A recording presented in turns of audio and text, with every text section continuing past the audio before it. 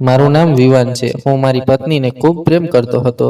તેની દરેક ઈચ્છા પૂરી કરવી એ મારી સૌથી પહેલી જવાબદારી હતી। પણ તેને એટલો બધો પ્રેમ આપવા છતાં પણ તે મારી સાથે રહેવા માંગતી ન હતી। તે મને છોડીને અલગ થવા માંગતી હતી। મેં તેની ઈચ્છા પૂરી કરી દીધી। હું તેની યાદોમાં તડપતો રહ્યો, પણ તે મારા જીવનમાં પાછી ફરીને આવી નહીં। પછી એક દિવસ એવો આવ્યો જ્યારે મારો અને તેનો સામનો થયો। તેને જોઈને હું તરત જ લાગણીશીલ થઈ ગયો હતો। પણ જેવી તેની નજર મારા પર પડી કે તેણે મારી સાથે એવું કંઈક કર્યું કે જેને જોઈને મારા પગ નીચેથી જમીન ખસી ગઈ। અને હું એ વાતનો પસ્તાવો આજ સુધી કરું છું, કારણ કે મારી પત્ની ભાગતે હતે હું મધ્યમ વર્ગના પરિવારમાંથી આવું છું। હું એક સામાન્ય માણસ હતો અને નાનકડી કંપનીમાં કામ કરતો હતો। મારા પરિવારમાં મારી માતા અને એક નાના ભાઈ સિવાય કોઈ ન હતું। મારી જ પગારથી મારા ઘરનું ગુજરાન ચાલતું હતું। નાનો ભાઈ પણ લગભગ મોટો જ હતો, પણ તે હજુ અભ્યાસ કરી રહ્યો હતો। મારી માતાનો આધાર અમે બંને દીકરા જ હતા। માં હંમેશા મને કહેતી હતી કે બેટા, તમે બંને મારી તાકાત છો। ક્યારેક પોતાની માને છોડીને માને નબળી ન કરતા। પણ હું તેમને દિલાસો આપતો હતો કે હું હંમેશા તમારી સાથે રહીશ અને તમને ક્યારેય એકલા નહીં છોડું। મારું જીવન સામાન્ય હતું, પણ આ જીવનમાં હું ઘણો ખુશ હતો। પછી એક દિવસ મારી મુલાકાત પ્રગતિ સાથે થઈ, જે અવારનવાર પોતાના કોલેજ જતી મને દેખાતી હતી। તે ખૂબ સુંદર હતી। હું જે સમયે નોકરી પર જતો હતો, તે પણ એ જ સમયે પોતાની કોલેજ જતી હતી। અમે બંને અવારનવાર એક જ રસ્તા પર હોઈએ છીએ। તે પોતાની મિત્રો સાથે હસતી મુસ્કુરાતી ચાલતી હતી, અને હું મારી બાઇક પર હોઈશ। તેની મુસ્કાન જોઈને મારા દિલમાં ધીમે ધીમે કંઈક થવા લાગ્યું હતું। જો કે મારી આદત છોકરીઓને તાકવાની ન હતી, અને ના કોઈ છોકરી સાથે મારી દોસ્તી હતી। પહેલીવાર એવું થયું હતું કે પ્રગતિ પર મારું દિલ આવી ગયું હતું। હું અવારનવાર રોજ બાઇક પર ઓફિસ જતી વખતે તેને એ રસ્તા પર શોધતો હતો જ્યાં તે મને દેખાતી હતી, અને જો ક્યારેક તે મને દેખાતી ન હતી તો હું બેચેન થઈ જતો હતો। મને લાગતું હતું કે હું તેની પાછળ પોતાનું દિલ હારી બેઠો છું। વળી હવે મારી લગ્નની ઉંમર થઈ ગઈ હતી, અને મારી માતા મારા લગ્નની વ્યવસ્થા કરી રહી હતી। મારી માતાએ અનેકવાર મને પૂછ્યું હતું કે બેટા, જો તને કોઈ છોકરી પસંદ હોય તો અમને કહી દેજે। મારી માતા એવી ન હતી કે મારી પસંદનું ધ્યાન ન રાખે, પણ હું કોઈ છોકરીને પસંદ જ નહોતો કરતો। હવે જ્યારથી ધીમે ધીમે પ્રગતિ મારા દિલમાં જગ્યા બનાવતી જઈ રહી હતી, ત્યારથી મને લાગવા લાગ્યું હતું કે મારે મારી માતાને પ્રગતિ વિશે કહી દેવું જોઈએ। પણ તે પહેલા મારે પ્રગતિ સાથે વાત કરવી પડશે, પોતાના પ્રેમને આગળ વધારવું પડશે। આ કામ સરળ તો ન હતું। હું ડરી રહ્યો હતો કે ક્યાંક મારાથી કંઈક ખોટું ન થઈ જાય, કારણ કે મેં અત્યાર સુધી પ્રગતિ સાથે વાત પણ ન કરી હતી। એ જ દરમિયાન અમને અમારા એક જૂના સગા પાસે લગ્નમાં જવાનું હતું। માતાએ કહ્યું હતું કે તું પણ લગ્નમાં અમારી સાથે ચાલ। જ્યારે હું ત્યાં પહોંચ્યો તો મેં ત્યાં પ્રગતિને જોઈ હતી। ત્યાં તેને જોઈને મારાથી રહેવાયું નહીં, અને મેં માતાને પ્રગતિ વિશે કહી દીધું, અને સીધે સીધું તેમને તેને બતાવી પણ દીધી। હું મારી માતા પાસે આવી વાત કહેવામાં ખૂબ શરમાતો હતો, પણ આજે મારા માટે માતા પાસે પ્રગતિ વિશે વાત કરવી ખૂબ જરૂરી હતી। જ્યારે લગ્નમાં મેં તેમને કહ્યું કે આ છોકરીને હું પસંદ કરું છું, મારી વાત સાંભળીને માં મુસ્કરાવા લાગી અને કહેવા લાગી કે આ પણ તને પસંદ કરે છે કે નહીં? હું શરમાતા કહેવા લાગ્યો કે ના માં, તમારા દીકરાએ તો તેની સાથે વાત પણ નથી કરી।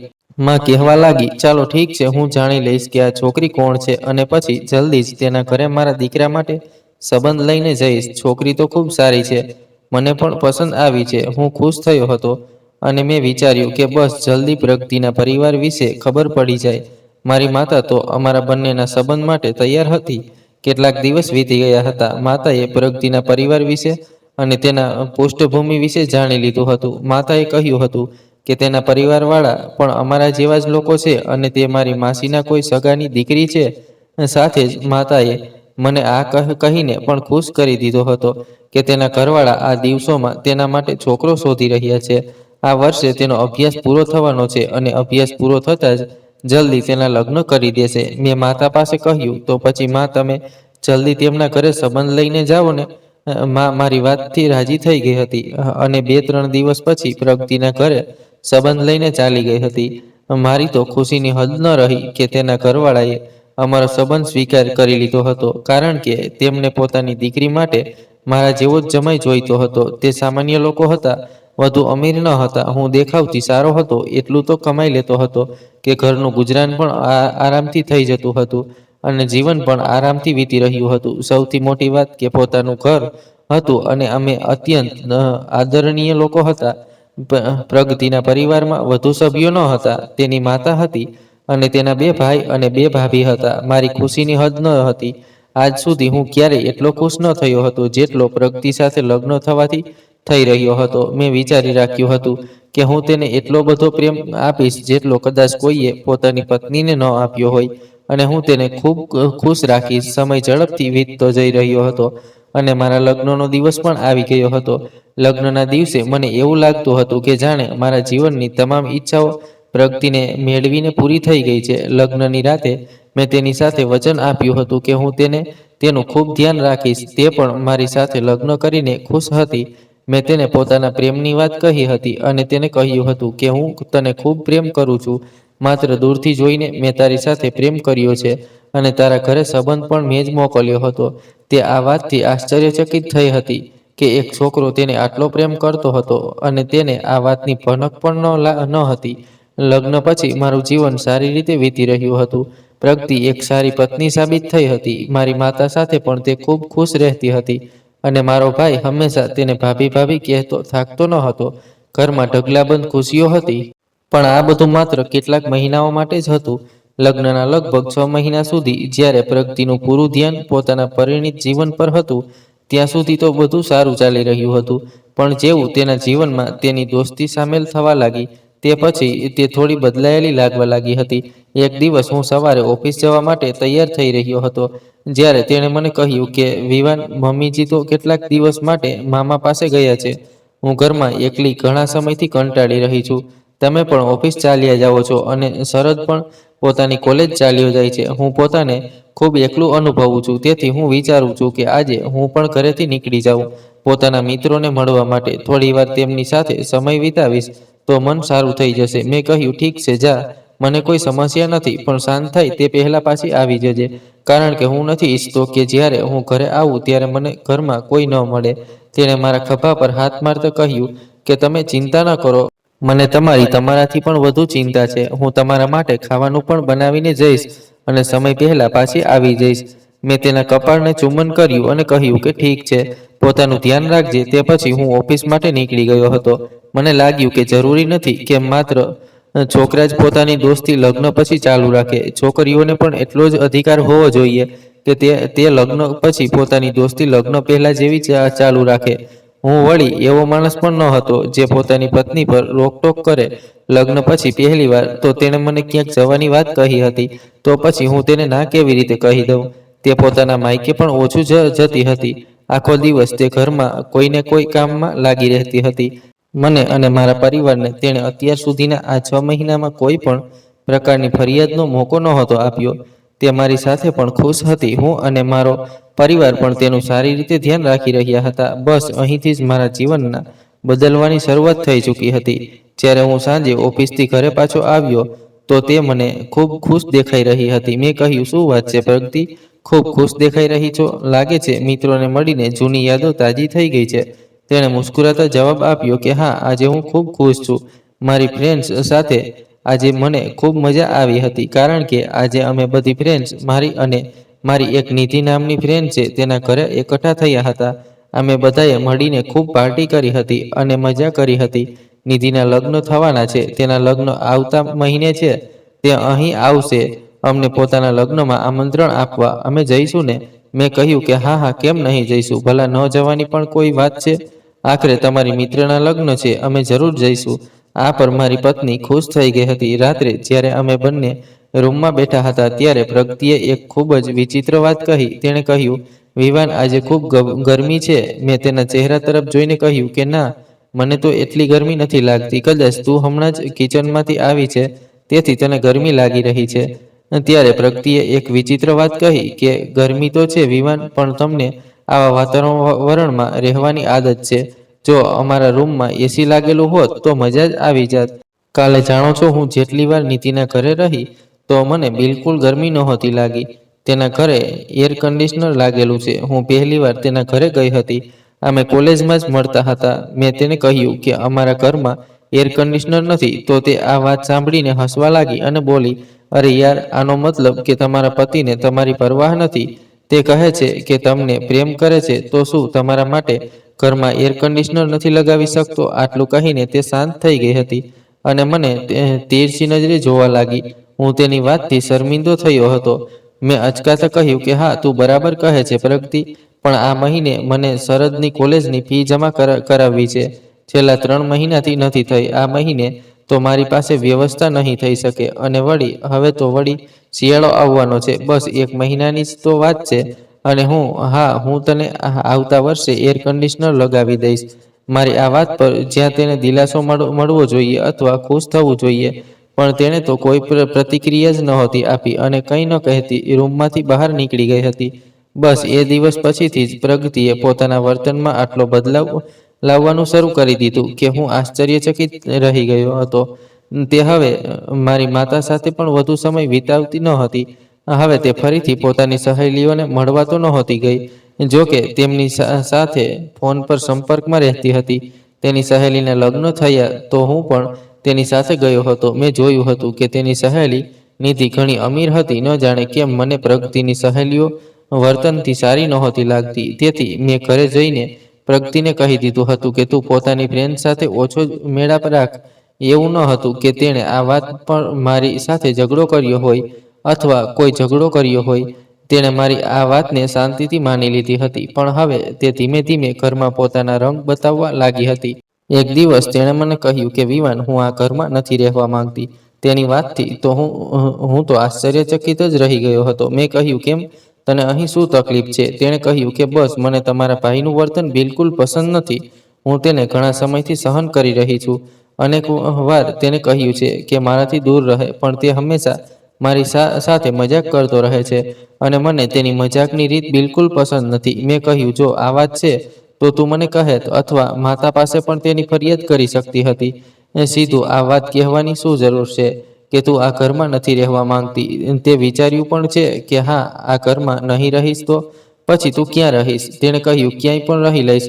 અને રહી વાત તમારી માતા પાસે કહેવાની, તો મેં તેમને અનેકવાર શરદની ફરિયાદ કરી છે, પણ તેમણે મારી વાત પર એકવાર પણ ધ્યાન નથી આપ્યું. બસ મને અહીં નથી રહેવું. તમે મારા માટે કોઈ ભાડાનું મકાન જોઈ લો. અમે બંને ત્યાં રહીશું. મેં કહ્યું, તું પાગલ થઈ ગઈ છે કે શું? તે કેટલીક આસાનીથી આ વાત કહી દીધી. એવું નહીં થાય.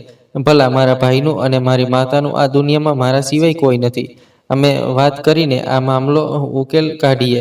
તેણે કહ્યું, ઠીક છે, તો પોતાના ભાઈને કહી દો કે મારાથી દૂર રહે. મેં કહ્યું, પ્રગતિ, તું મારા ભાઈની એકમાત્ર ભાભી છે.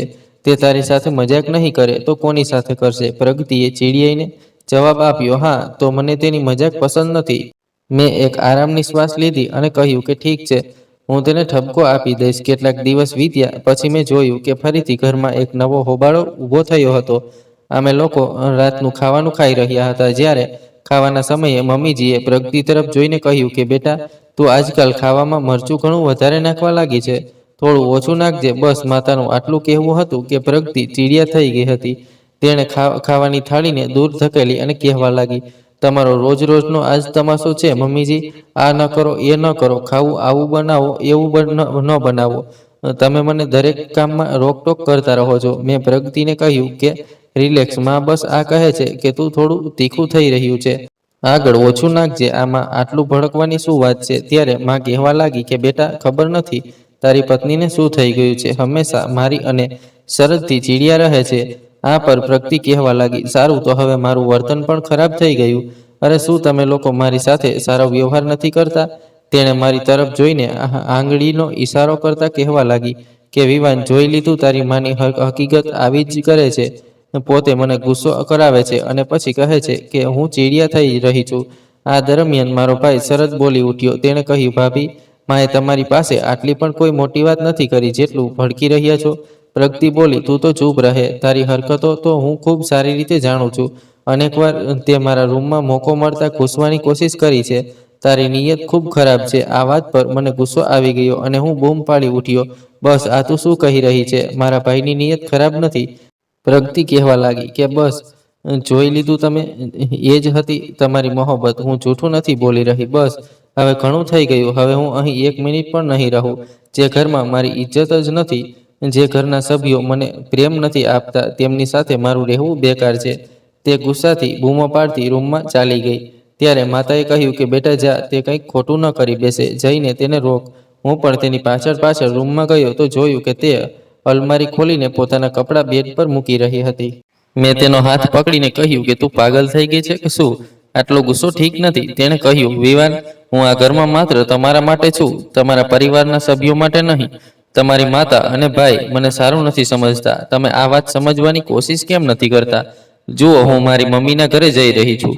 જો તમને મને પોતાના ઘરમાં રાખવી હોય તો હું આ ઘરમાં તો નહીં રહું. તમારે મારા માટે અલગ ઘરની વ્યવસ્થા કરવી પડશે. પ્રગતિનો મૂડ એ દિવસે અત્યંત ખરાબ હતો. મારા ઘણા સમજાવવા છતાં પણ તેને મારી કોઈ વાત સમજાતી ન હતી. પછી મજબૂરીમાં મારે તેની વાત માનવી પડી હતી, કારણ કે હું તેને છોડી શકતો ન હતો. હું તેની સાથે ખૂબ મોહબ્બત કરતો હતો. જો તે પોતાના માયકે ચાલી જાત તો કદાચ ત્યાંથી તેને બોલાવવું મારા માટે ખૂબ મુશ્કેલ થઈ જાત, કારણ કે આજે તે જેટલા ગુસ્સામાં હતી, તેનો ગુસ્સો કાબૂમાં કરવામાં મને ઘણો સમય લાગી ગયો હતો. હું મારી માતા અને ભાઈ પાસે પણ આ વાત કહી ચૂક્યો હતો કે પ્રગતિને મારે ભાડાના ઘરમાં લઈ જવું પડશે. જો મેં એવું ન કર્યું તો તે પોતાના માયકે ચાલી જશે. આ વાત પર મારી માતા અને ભાઈ ઉદાસ થઈ ગયા હતા. શરદે કહ્યું કે ભૈયા, તમને અમારી ચિંતા નથી. માતાએ તેનો હાથ હળવેથી દબાવ્યો અને તેને ઈશારો કર્યો કે તું ચૂપ રહે. માતા કહેવા લાગી કે સારું બેટા, ઠીક છે, તું વહુ સાથે ખુશ રહે. હું તો બસ આટલું જ ઈચ્છું છું. એ દિવસે પહેલીવાર મારી માતા ખૂબ ઉદાસ થઈ હતી. આટલી ઉદાસ તો તે પિતાજીના મૃત્યુ પર પણ નહોતી થઈ. પણ મેં તેમને વચન આપ્યું હતું કે આ ઘરની જવાબદારી જે રીતે હું હંમેશાથી ઉઠાવતો આવ્યો છું, આગળ પણ ઉઠાવતો રહીશ. આવતા જ દિવસે મેં એક નાનકડું ભાડાનું ઘર જોઈ લીધું હતું, જે પ્રગતિને પણ પસંદ આવ્યું હતું. અને પછી અમે બંને પોતાનો સામાન લઈને એક અઠવાડિયા પછી ત્યાં શિફ્ટ થઈ ગયા હતા. જ્યાં મારી માતા અને મારો ભાઈ અને હું અલગ થવાથી ખરાબ રીતે ઉદાસ હતા, ત્યાં પ્રગતિ અત્યંત ખુશ દેખાઈ રહી હતી. મારા માટે તેની ખુશીથી વધુ કંઈ ન હતું. તેની ખાતર હું પોતાના પરિવારથી અલગ થઈ ચૂક્યો હતો. મેં વિચાર્યું હતું કે કેટલાક દિવસ તે મારી માતા અને ભાઈથી અલગ રહેશે તો કદાચ તેને આ અનુભવ થશે કે પરિવાર કેટલો મહત્વપૂર્ણ હોય છે. કદાચ કેટલાક દિવસ અલગ રહ્યા પછી તે મને કહેશે કે તેને એકલા ઘરમાં નથી રહેવું, તે પાછી પોતાના સસરાના ઘરમાં જવા માંગે છે. તેથી હું એ દિવસની રાહ જોવા લાગ્યો હતો. સમય વીતતો જઈ રહ્યો હતો. અમે જે મહોલ્લામાં રહેતા હતા ત્યાં આસપાસ ઘણી સારી ફેમિલીઓ રહેતી હતી.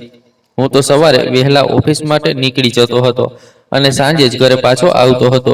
પ્રગતિ બપોર માટે મને લંચ પેક કરીને આપી દેતી હતી. એક દિવસ જ્યારે હું ઘરે આવ્યો તો પ્રગતિએ મને કહ્યું કે હું એકલી ઘણી કંટાળી રહી છું. તમે કહો તો હું મારી સહેલીઓને મળવા માટે ચાલી જાઉં. આ વાત પર મેં તેને સ્પષ્ટ ઇનકાર કરી દીધો હતો અને કહ્યું હતું કે મને તારી ફ્રેન્ડ્સ પસંદ નથી આવી, તું તેમનાથી દૂર જ રહે. તેણે કહ્યું, તો પછી હું આખો દિવસ ઘરમાં એકલી શું કરું? મને કંઈ સમજાતું નથી. મેં કહ્યું, કોઈ વાંધો નહીં, તારા માટે આ મહોલ્લો નવો છે. અહીંના લોકો સાથે મેળાપ વધાર, પડોશીઓ સાથે વાતચીત કર. મારી વાત પર તે ખુશ થઈ ગઈ હતી. 2 દિવસ પછી તેણે મને કહ્યું કે આજે સાંજે જ્યારે હું છત પર ગઈ હતી તો અમારા પડોશના ઘરમાંથી ગીતોનો અવાજ આવી રહ્યો હતો. ત્યાંની સ્ત્રીઓ કિટ્ટી પાર્ટી કરી રહી હતી.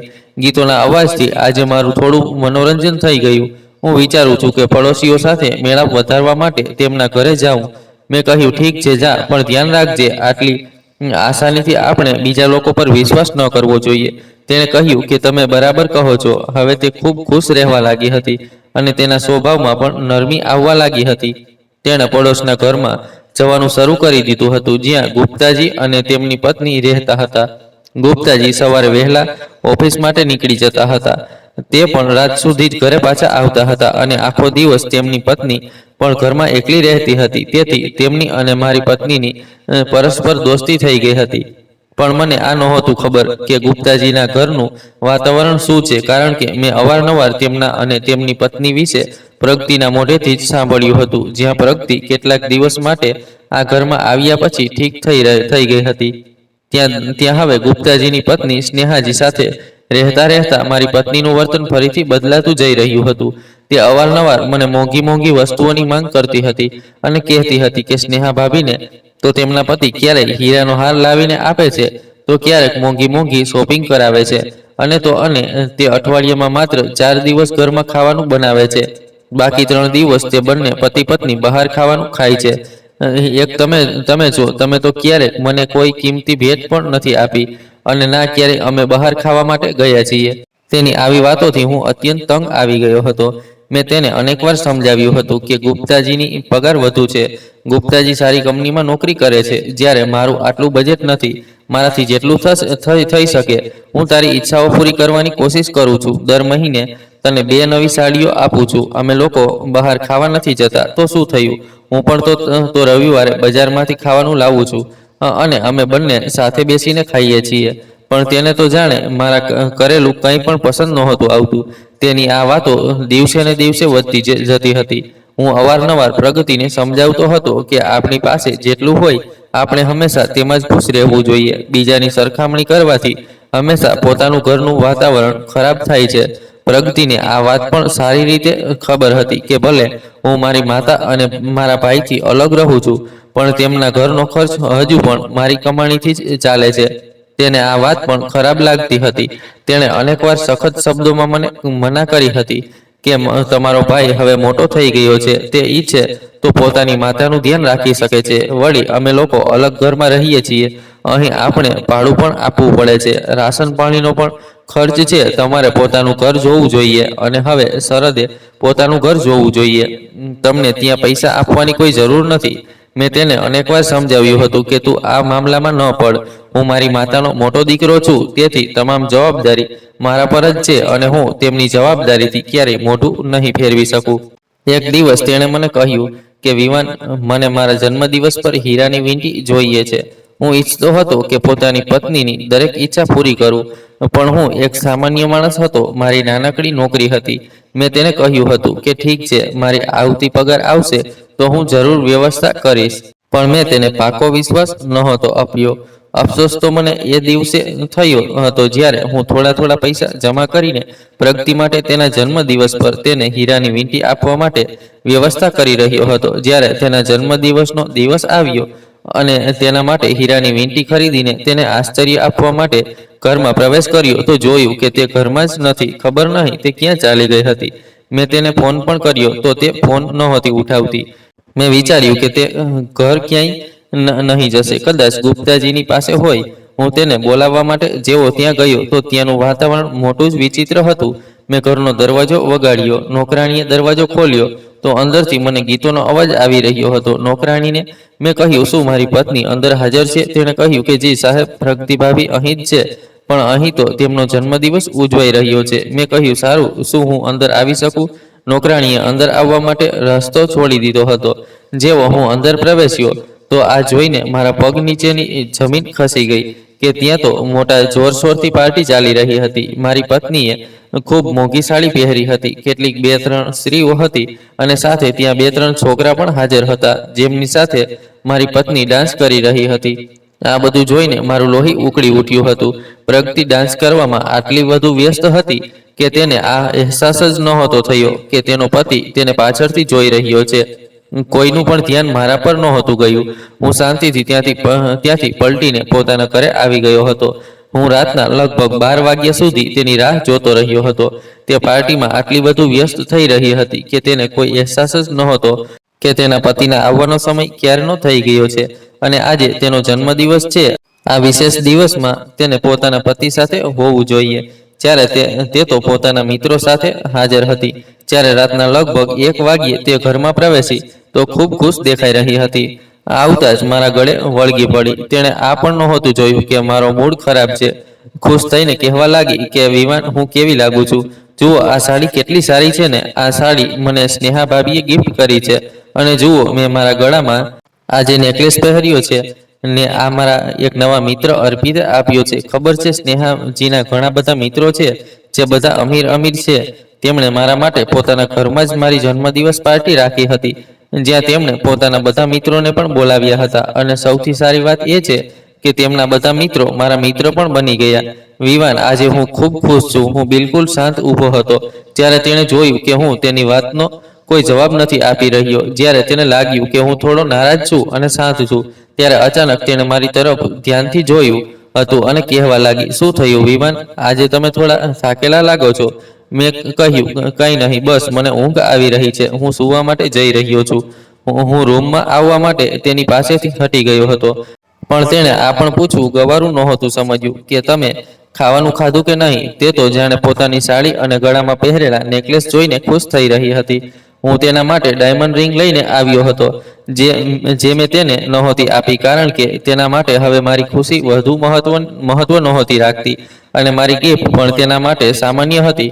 હવે તે આવી જ રીતે બદલાઈ ગઈ હતી, અહીં સુધી કે હવે તેની જીભ આટલી વધુ ખુલ્લી ગઈ હતી કે તે મારી સાથે બદતમીજી પણ ઉતરી આવી હતી. અને દરરોજ તે યહી કહેતી રહેતી હતી કે મારી સહેલીએ મને આ ભેટ આપી છે અને મારી એ સહેલીએ મને એવી ભેટ આપી છે, અહીં સુધી કે તે મારી આંખો સામે છોકરાઓ સાથે વાતો કરતી રહેતી હતી, કહેતી કે તે મારા મિત્ર છે અને કંઈ નહીં. મેં અનેકવાર તેને મના પણ કરી હતી કે બીજા પર વિશ્વાસ ન કર, તેમની પાસેથી મોંઘી ગિફ્ટ ન લે, પણ તે કહેતી હતી કે તે લોકો મને પોતે ગિફ્ટ આપે છે તો શું ઇનકાર કરું? તું તો આ કાબિલ જ નથી કે મને ક્યારેય કંઈક આપી શકે. મેં તારી પાસે ક્યારેય કંઈક માગ્યું છે તો તે લાવીને જ નથી આપ્યું. તારા માટે તો હંમેશા તારો પરિવાર જ પહેલી જવાબદારી રહ્યો છે, જેમાં હું નથી આવતી. જુઓ, મારા માટે સૌથી મહત્વપૂર્ણ તે છે જે મારી દરેક ઈચ્છા પૂરી કરે. હવે તું મારી ઈચ્છા પૂરી નથી કરી શકતો તો હું કંઈ નથી કરી શકતી. વળી હું આટલી વધુ સુંદર છું, દરેક વ્યક્તિ મારી સુંદરતાની વખાણ કરે છે અને યહી કારણ છે કે મારી સુંદરતાને લીધે મારા ઢગલા મિત્રો બની ગયા છે. તારી સાથે લગ્ન કરીને તો મારી કિસ્મત જ બરબાદ થઈ ગઈ. ક્યારેક તો મને અહેસાસ થાય છે કે મારા ઘરવાળાએ તારી સાથે મારા લગ્ન કરાવવા જ ન જોઈએ હતા. હવે મને પોતાની મહત્વની ખબર પડવા લાગી છે કે હું લોકો માટે કેટલી વિશેષ છું. તારા ઘરમાં આવ્યા પછી તો મારી સુંદરતા દિવસે ને દિવસે ઓછી થતી ગઈ, પણ જ્યારથી મને મિત્રો મળ્યા છે ત્યારથી મને ખબર પડી છે કે હું બીજા માટે કેટલી જરૂરી છું. તે બિલકુલ ઠીક કહી રહી હતી. પોતાની સુંદરતાને લીધે તે આ પૂરા મહોલ્લામાં ચર્ચાનો વિષય બની ગઈ હતી.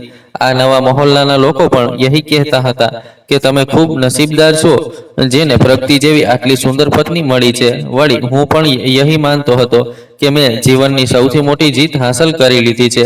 મને મારા લગ્નના શરૂઆતના દિવસો યાદ આવતા હતા, જ્યારે તે શરૂઆતમાં મારું ખૂબ ધ્યાન રાખતી હતી. અમે લોકો સવારનો નાસ્તો એકસાથે કરતા હતા. તે મારી માતા અને મારા ભાઈ સાથે ખૂબ સારી રીતે વર્તન કરતી હતી, પણ પછી ખબર નહીં ધીમે ધીમે તેને એવું શું થઈ ગયું કે પહેલા તેણે મારા ઘરવાળા માટે પોતાના દિલમાં નફરત ભરી અને પછી હવે તે મારી પણ કોઈ મહત્વ નથી સમજી રહી. મને તો લાગ્યું હતું કે તે મારી મોહબ્બતમાં મારો સાથ આપશે, મારી સાથે કદમથી કદમ વધારીને ચાલશે, પણ તે તો એવી દુનિયાનો ભાગ બની ગઈ હતી જ્યાં ચમકધમક હતી, જ્યાં ભેટો હતી, જ્યાં લોકોની વખાણ હતી. તેને સંબંધોથી હવે કોઈ મતલબ નહોતો. તેના માટે માત્ર તે જ લોકો વધુ જરૂરી હતા જે તેની વખાણ કરતા હતા, જે તેની ઈચ્છા પૂરી કરતા હતા. તેને મારો પ્રેમ, મારી ઇજ્જત દેખાતી ન હતી. તેની નજરમાં હવે તેના બધા મિત્રો અમીર હતા અને હું ગરીબ હતો. તે અહીં સુધી પણ ભૂલી ગઈ હતી કે તેની ખાતર હું પોતાના ભાઈ અને માતાથી અલગ આ ઘરમાં રહેવા લાગ્યો હતો. મારું આટલું બજેટ નહોતું, તેમ છતાં હું આ ઘરનું ભાડું આપતો હતો, તેની દરેક ઈચ્છા પૂરી કરતો હતો. પણ હવે સુધી તો તે આટલી વધુ લાપરવાહ થઈ ગઈ હતી કે ના તો તેને ઘરના કામકાજનું કોઈ હોશ રહેતું હતું અને ના તો તેને પોતાના પતિના ખાવા પીવાની ચિંતા હતી. રાત્રે મોડી રાતે તે પડોશના ઘરમાં પાર્ટીઓ કરતી રહેતી હતી અને સવારે મોડેથી ઉઠતી હતી, અહીં સુધી કે હવે તે મને કોઈ વસ્તુની માંગ નહોતી કરતી. રોજ ઘરમાં એકના એક નવી ભેટ હોતી. ક્યારેક તે નવું ટીવી લઈને આવતી હોય તો ક્યારેક ફ્રીજ. મેં તેને કહ્યું હતું કે આ બધું ક્યાંથી આવી રહ્યું છે.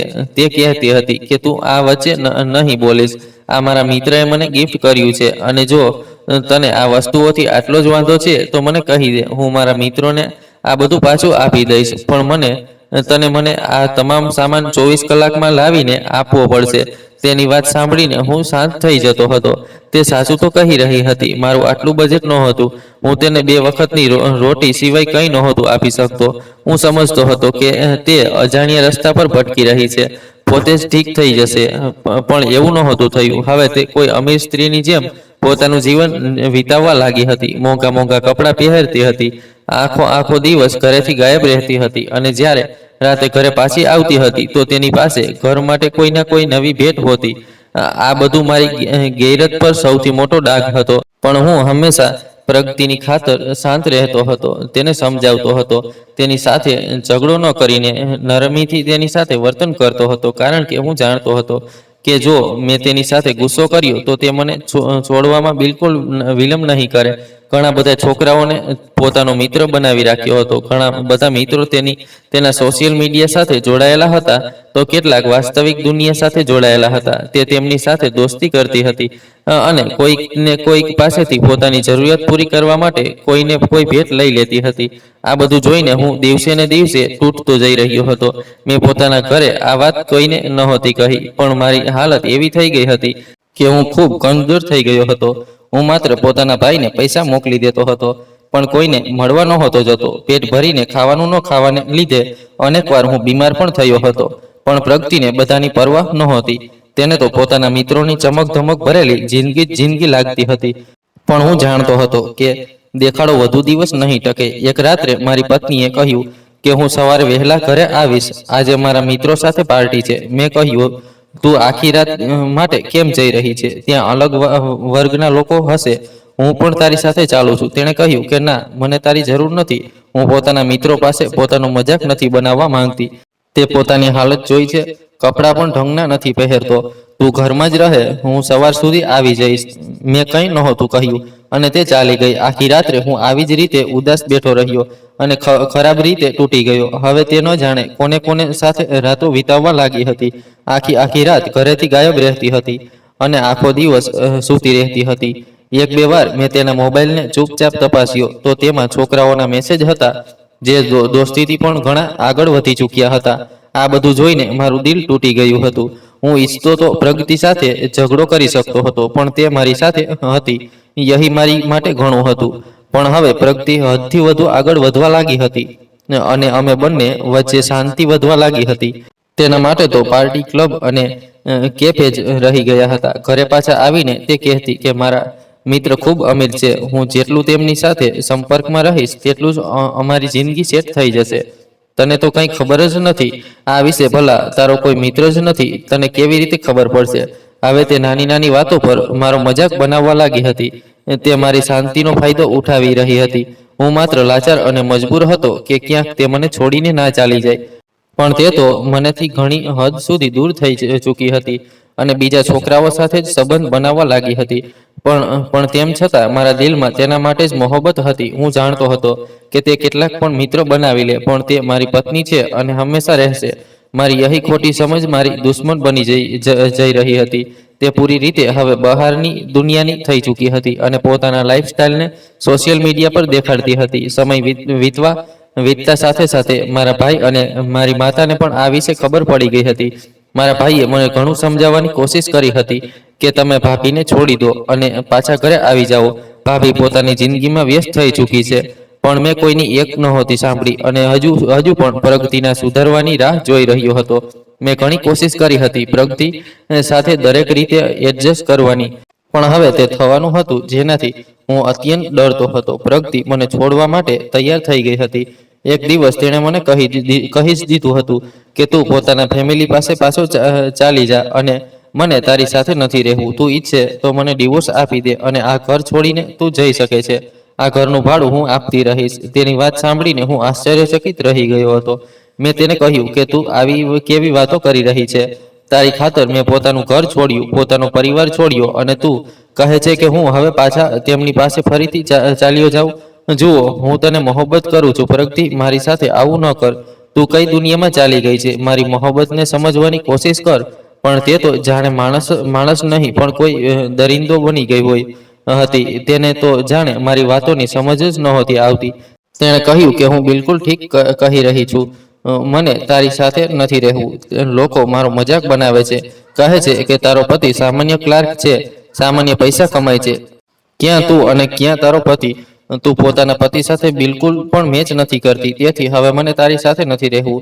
તે તો પહેલા પણ અનેકવાર મનેથી પોતે અલગ થવાની વાતો કરી ચૂકી હતી, પણ એક દિવસ તેણે કોર્ટમાંથી તલાકના કાગળ તૈયાર કરાવી જ લીધા હતા. અને પછી જ્યારે તેણે મને કહ્યું કે હવે હું તારા જેવા ગરીબ માણસ સાથે નથી રહી શકતી, તું આ ઘર છોડીને ચાલી જા અને મને પોતાના સંબંધથી મુક્ત કરી દે. હું પોતાની જિંદગી પોતાની મુજબ વિતાવવા માંગુ છું.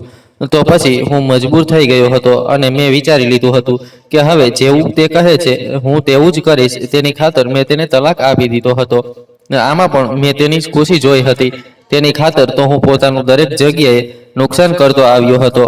એક નુકસાન અને સહી. જો કે આ નુકસાન મારા માટે મારી જિંદગીનું સૌથી મોટું નુકસાન હતું. હું પોતાનું મોં લટકાવીને પાછો પ્રગતિને તલાક આપીને એ રાત્રે જ્યારે પોતાની માતા અને પોતાના ભાઈ પાસે આવ્યો તો મારા ઘરમાં એવું શોક મનાવાઈ રહ્યું હતું જાણે મારો પ્રગતિ સાથેનો સંબંધ ખતમ નહોતો થયો, પણ અમારા ઘરમાં કોઈનું મૃત્યુ થયું છે. હાલ વખત વીતતો ગયો અને ધીમે ધીમે મેં પોતાને સંભાળી લીધો. તે વીંટી આજે પણ મારી પાસે પ્રગતિની બેવફાઈની યાદની નિશાની બનીને મારી પાસે હતી, જે મેં તેના માટે તેના જન્મદિવસ પર ખરીદી હતી, જેને હું તેને નહોતો આપી શક્યો. આ વિચારીને કે તેની નજરમાં આ મારી સામાન્ય ભેટ હશે, કારણ કે તે તો મોટા મોટા ભેટો લેનારી સ્ત્રી બની ગઈ હતી. મારી માતાએ મને સમજાવ્યું હતું કે બેટા, તે છોકરી તને છોડી ચૂકી છે તો તું પણ તેને છોડી દે, તેને ભૂલીને આગળ વધ. પણ હું એવું નહોતો કરી શકતો. મારા દિલમાં હંમેશાથી જ પ્રગતિ જ રહી હતી, તેથી હું કોઈ બીજાને પોતાના દિલમાં સમાવી નહોતો શકતો. તેમણે અનેકવાર મને કહ્યું પણ હતું કે હું તારા માટે કોઈ સારી છોકરી શોધીને તારા લગ્ન કરાવી દઉં છું, પણ હું આ વાત માટે પણ તૈયાર નહોતો. આ દરમિયાન મને ખબર પડી કે મારો ભાઈ કોઈ છોકરી સાથે મોહબ્બત કરે છે અને લગ્ન કરવા માંગે છે, કારણ કે તેની પઢાઈ પૂરી થઈ ગઈ હતી અને તે છેલ્લા 3 મહિનાથી સારી નોકરી પણ કરી રહ્યો હતો. પણ મારી માતાનું કહેવું હતું કે પહેલા હું પોતાના મોટા દીકરાનું ઘર ફરીથી બસાવીશ. મેં પોતાની માતાને સમજાવ્યું કે તમે મારી ખાતર શરદની જિંદગી બરબાદ ન કરો. તે જે છોકરી સાથે લગ્ન કરવા માંગે છે તેની સાથે તેના લગ્ન કરાવી દો. મારું હવે કંઈ નથી થઈ શકતું. મારા કહેવા પર માતા શરદના લગ્ન કરાવવા પર તો માની ગઈ હતી, પણ તેમને હંમેશા મારી ચિંતા લાગી રહેતી હતી. મારા ભાઈના લગ્ન થઈ ગયા. તેની પત્ની અમારા ઘરમાં રહેવા લાગી હતી. તેની પત્ની સારી હતી, સમજદાર હતી. તેણે ગૃહસ્થીને સારી રીતે સંભાળી લીધી હતી, પણ મારી માતા હવે મારી ચિંતામાં ઘૂલતી જઈ રહી હતી અને દિવસે ને દિવસે બીમાર થતી જઈ રહી હતી. પ્રગતિ કેવી હતી, ક્યાં હતી, હું નહોતો જાણતો, કારણ કે હવે મેં પૂરી રીતે તેની તરફથી મોં ફેરવી લીધું હતું. તેને કહ્યું હતું કે હું તેની જિંદગીમાં ક્યારેય પાછો પલટીને ના આવું. મારી તેની જિંદગીમાં હોવાથી લોકો તેનો મજાક બનાવી રહ્યા હતા. તેનું હંમેશાથી જ યહી કહેવું હતું કે લોકો કહે છે કે તું જેવી સુંદર છોકરી વિવાન જેવા સામાન્ય છોકરાને ડિઝર્વ નથી કરતી. અને ત્યારે મને તેની બેવફાઈ પર પહેલીવાર પાક્કો વિશ્વાસ થયો હતો, જ્યારે મેં પોતાની આંખોથી તેને કોઈ છોકરા સાથે રેસ્ટોરન્ટમાં ગળામાં હાથ નાખીને ફોટો પડાવતા જોઈ હતી. જ્યારે હું પોતાની કંપનીના બોસ સાથે હોટેલમાં ક્લાયન્ટ સાથે મીટિંગ કરવા માટે ગયો હતો, ત્યારે મને અત્યંત અફસોસ થયો હતો અને દુઃખ પણ થયું હતું. હવે હું દરેક રીતે પ્રગતિને ભૂલવા માંગતો હતો, પણ એવું નહોતું થયું. કેટલોક સમય વીતી ગયો. મારી કંપનીના માલિક 6 મહિના માટે કંપનીના કેટલાક લોકોને બીજા શહેરમાં કોઈ મોટા પ્રોજેક્ટ માટે મોકલી રહ્યા હતા. તો મેં પણ આમાં પોતાનો ભાગ નાખી દીધો અને બોસને કહ્યું કે હું પણ ટીમ સાથે જવા માટે તૈયાર છું. વળી હું આ દુઃખથી અને પોતાની જૂની યાદોથી દૂર જવા માંગતો હતો. 6 મહિના મારા કામમાં એ બીજા શહેરમાં કેવી રીતે વીતી ગયા મને ખબર જ નહોતી પડી. પણ જ્યારે 6 મહિના પછી હું બસ અડ્ડે પહોંચ્યો તો એક સ્ત્રીને મેં ત્યાં ભીખ માંગતી જોઈ. જ્યારે તેની સુરત મારી નજરમાં આવી તો મારા રૂંવાટા ઊભા થઈ ગયા હતા. આ સ્ત્રી કોઈ બીજી નહીં પણ પ્રગતિ હતી, જે ગંદા કપડામાં હાજર હતી. જેના વાળ વિખેરાયેલા હતા, નખ મોટા મોટા હતા અને ચહેરા પર અત્યંત થકાવટ હતી. તેનું શરીર ખૂબ કમજોર થઈ ચૂક્યું હતું. આંખો નીચે કાળા વર્તુળ પડી ગયા હતા અને તે આસપાસના આવતા જતા લોકોને હાથ વધારીને તેમની પાસેથી પૈસા માંગી રહી હતી. તેને આવી હાલતમાં જોઈને મારું દિલ તડપી ઉઠ્યું હતું. હું ધીમે ધીમે પગલાંથી ચાલતો તેની સામે આવ્યો. જેવું તેણે મને પોતાની સામે જોયું તો તે શર્મિંદગીથી ચૂરચૂર થઈ ગઈ. તેની આંખોમાં આંસુ આવી ગયા. તે મને કંઈક કહેવા માંગતી હતી, પણ મેં તેની વાત ના સાંભળી અને પોતાની જેબમાંથી કેટલાક પૈસા કાઢીને તેના હાથ પર મૂકી દીધા અને આગળ વધી ગયો. જેવું હું 2 પગલાં આગળ વધ્યો, તેણે અવાજ લગાવ્યો, વિવાન મારી સાથે વાત નહીં કરશે? હું ઈચ્છતો હતો કે તેને પાછળ પલટીને જોઉં, પણ તે પોતે જ મારી સામે આવીને ઊભી થઈ ગઈ. હું સમજી ગયો હતો કે તકદીરે તેને તેના કર્મોની સજા આપી દીધી છે. તેણે મારી સામે રડતા હાથ જોડી દીધા અને કહેવા લાગી કે વિવાન, મને માફ કરી દે. હું ખૂબ શર્મિંદા છું. મેં તારી સાથે જે કર્યું તે ખૂબ ખોટું હતું. હું તેની કોઈ વાત સાંભળવા માંગતો નહોતો. તે પોતે જ મને પોતાની વાર્તા કહેવા લાગી. તેણે કહ્યું કે તને છોડ્યા પછી મારી જિંદગીમાં ખૂબ એસો આરામ હતો, ચમકદમક હતી, મિત્રો સાથે હાસ્ય જોક હતી. મને લાગ્યું કે તને છોડીને મેં ખૂબ સારું કામ કર્યું છે. હવે હું રાણીની જેમ રહી છું. પણ તે ખુશી અસ્થાયી હતી. સમય વીતતા સાથે સાથે હું તો બદલાવા લાગી, પણ લોકોનું વર્તન પણ બદલાવા લાગ્યું. મારી સહેલીઓ અને તે છોકરા જે પહેલા મને ગિફ્ટ આપતા હતા, ધીમે ધીમે મને અવગણવા લાગ્યા. મને આ બદલાવ સમજાતો નહોતો. મેં વિચાર્યું કે કદાચ આ બધું અસ્થાયી છે, બધું ઠીક થઈ જશે. પણ સત્ય એ હતું કે મારી ચમક હવે પહેલા જેવી નહોતી રહી. મારા ચહેરા પરથી તાજગી ગાયબ થવા લાગી હતી અને લોકો મારી જગ્યાએ કોઈ બીજાને મહત્વ આપવા લાગ્યા. જે મહેફિલ ક્યારેક મારા વિના અધૂરી લાગતી હતી, હવે તેમાં મારું નામ લેવાતું નહોતું. ધીમે ધીમે મારી પાસે પૈસાની કમી થવા લાગી. શરૂઆતમાં તો મેં બચત અને ગિફ્ટથી કામ ચલાવ્યું, પણ થોડા જ સમયમાં મારી પાસે ઘર ચલાવવા માટે પૈસા પણ ન બચ્યા. તે લોકો જેના પર હું વિશ્વાસ કરતી હતી, ધીમે ધીમે મારાથી દૂર થતા ગયા. કોઈ બદલાઈ ગયો તો કોઈએ લગ્ન કરી લીધા, કોઈએ નવી ગર્લફ્રેન્ડ બનાવી લીધી, તો કોઈએ સ્પષ્ટ કહી દીધું કે હવે અમે તારી વધુ મદદ નથી કરી શકતા. મારી પાસે ના કોઈ નોકરી હતી અને ના કોઈ સહારો. હું ઈચ્છા કરીને પણ કોઈ એક કામ પર ટકી નહોતી શકતી, કારણ કે મારી ઓળખ માત્ર એસો આરામ સુધી મર્યાદિત હતી. મને મહેનતથી કમાવાનો અનુભવ જ નહોતો. લોકો મને શંકાની નજરે જોવા લાગ્યા હતા અને આ રીતે મારી બરબાદી વધતી જ ગઈ. એક દિવસ મકાન માલિકે પણ મને ઘરેથી કાઢી મૂકી. હું પઢેલી લખેલી હતી. છેલ્લા મહિને જ્યારે નોકરી કરવા માટે એક શાળામાં લાગી, તો ત્યાં પણ મારી કિસ્મતે મારો સાથ છોડી દીધો અને જલ્દી જ તે શાળામાંથી મને નોકરીમાંથી કાઢી મૂકી. પ્રિન્સિપાલનું કહેવું હતું કે તું બાળકોને સારું નથી ભણાવતી. અને પછી હું દર ભટકવા લાગી. પોતાના માયકે ભાઈ ભાભી પાસે ગઈ તો તેમણે પણ મને ઘરેથી કાઢી મૂકી અને કહેવા લાગ્યા કે તે પોતાના પતિને કેમ છોડ્યો. તે તો ખૂબ સારો માણસ હતો. તું જ એક મતલબી છોકરી છે જેણે પોતાના પગ પર પોતે જ કુલ્હાડી મારી છે. હવે પોતાની જિંદગીના કર્મોને પોતે જ નિપટાવ. અને આટલું કહીને મારા મોં પર દરવાજો બંધ કરી દીધો. હવે મારી પાસે ભીખ માંગવા સિવાય કોઈ પણ રસ્તો ન બચ્યો હતો. તેથી હું ક્યારેક રેલવે સ્ટેશન પર ભીખ માંગવા માટે જાઉં છું, તો ક્યારેક અહીં બસ અડ્ડે આવીને ભીખ માંગુ છું. મેં તારા વિશે ખબર કાઢવાની ઘણી કોશિશ કરી હતી, પણ ખબર પડી કે તું શહેરની બહાર ગયો છે. હું તારી આગળ હાથ જોડીને તને માફી માંગુ છું. મને માફ કરી દે અને પ્લીઝ મને પોતાની જિંદગીમાં ફરીથી સમાવી લે. મેં તેની પૂરી વાર્તા સાંભળ્યા પછી એક નજર તે પર નાખી અને કહ્યું કે પ્રગતિ, હું તને મોહબ્બત કરતો હતો, મોહબ્બત કરું છું અને હંમેશા કરતો રહીશ. પણ તને પોતાની જિંદગીમાં સમાવી નથી શકતો, કારણ કે તું મારી જિંદગીથી હવે ઘણી દૂર જતી રહી છે. ખબર નહીં કેમ હવે તારા પર મને બિલકુલ વિશ્વાસ નથી રહ્યો. હું તારી માત્ર મદદ કરી શકું છું.